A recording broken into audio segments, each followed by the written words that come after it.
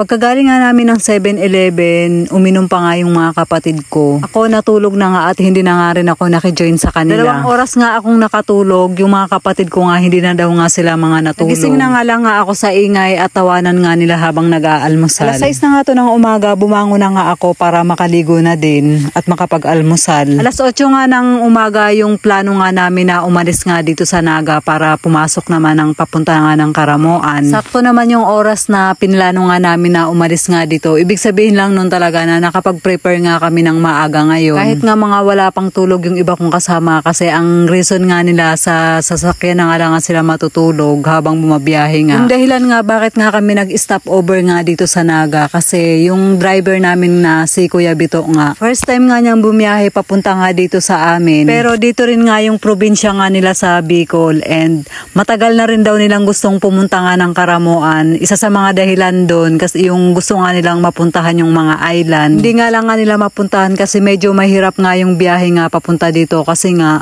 yung papasok nga dito sa Karamoan, sigsag talaga yung dinadaanan. Then 3 to 4 hours nga yun. Bago nga kami umalis nga dito, pina-check muna nila yung ways na dadaanan nga namin. Kasi kagabi, habang papunta nga kami dito, ilang oras din namin hinanap nga yung bahay nga ni Angie, yung hipag naman to ni Mary Jane, yung kapatid ko. Dahil naligaw nga kami ng kaunti at nagpaikot-ikot nga kami dito sa may bungad ng Naga, kaya halos inabot din kami ng 1 oras at kalahati, mahanap lang namin yung bahay nga nung hipag nga ng kapatid ko. Gora na kami papunta ng Karamoan.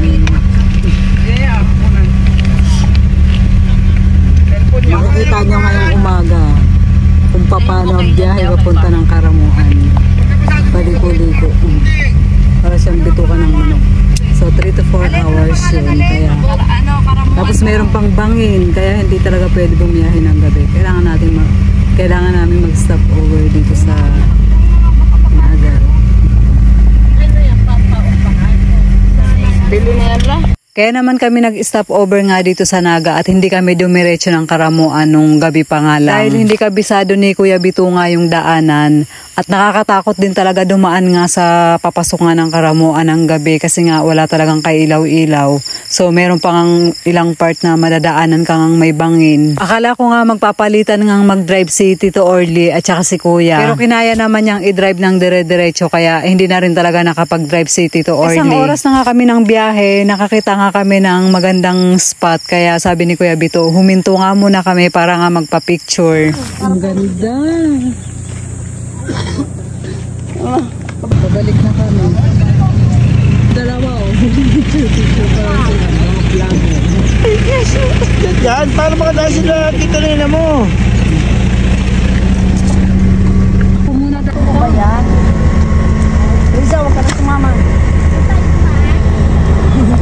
Sobrang init nga nung time na bumaba nga kami kaya hindi rin kami nagtagal. Parang 10 minutes lang din kami. Bumalik na rin agad kami sa sasakyan. Pagkaupo nga sa van, inantok nga ako at nakakatuwa din kasi medyo mahaba-haba yung naitulog ko. Kapag bumabiyahe ka nga at ganito nga yung daan, sobrang nakakahilo nga to. Kaya hindi na rin talaga ako tumingin kasi naranasan ko na din to nung pauwi nga kami nung Manila. So yun talagang pinagmamasdan ko lang yung daanan and yun, suka ko ng suka pagdating nga ng sentro ng Naga. Yun din nga yung nirereklamo nga ni Tita Tess na nahihilo din nga siya. Then si Lola naman talagang expected na namin na mahihilo nga siya kaya suka din siya ng suka. So yun din nga siya dito unang nahilo, papunta pa nga lang ng Batangas, talagang nagsusuka na nga siya. Sobrang tagal na rin kasi nga siyang hindi nakakabiyahe nga ng medyo malayo. Kaya medyo nanibago din nga siya. Si Tita Tess nga panay nga ang masid nga sa kanya kasi nga kinakabahan nga siya gawa nga ng suka suka si Lola. Sa kanya nalula din nga lang nga siya at huwag na nga siyang mag-alala. Kasi kapag ka nasa bahay nga si Lola at nagsusuka, iisa lang nga ang ibig sabihin para nga sa amin nun. Inaatake nga siya ng high blood. Kaya panay din ang tanong nga namin kay Lola kung wala na nga ba siyang ibang nararamdaman. So yun, sabi nga niya wala naman daw. Past 12 nga dumating na nga kami sa tutuluyan nga namin dito sa Barangay Tabog. Nagulat nga si Nanay nung nakita nga niya si Lola kasi hindi niya expected na maisasama namin siya dito. Hindi na nila inasikaso. Wala nang kuwaba. Rans, yung bola mo, Rans! Rans! Yung mga batang ito.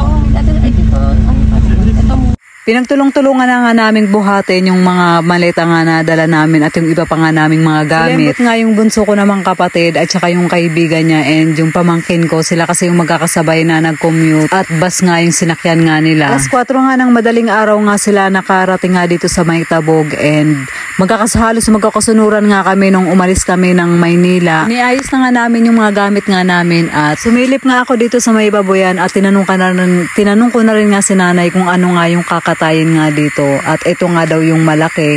Sabi ko nga maraming ang putahe nga yung magagawa nga dyan. Tapos nga namin mailigpit yung mga gamit nga namin, nananghalian na nga kami. Nagluto nga si nanay ng paksiw na bangos. Then ako pumasok nga ako sa kwarto para nga makaidlip. Kaya na guys, hanggang dito na lang po muna yung ating video for today. Maraming salamat po sa inyong panonood. Mag-iingat kayo palagi. God bless and babush!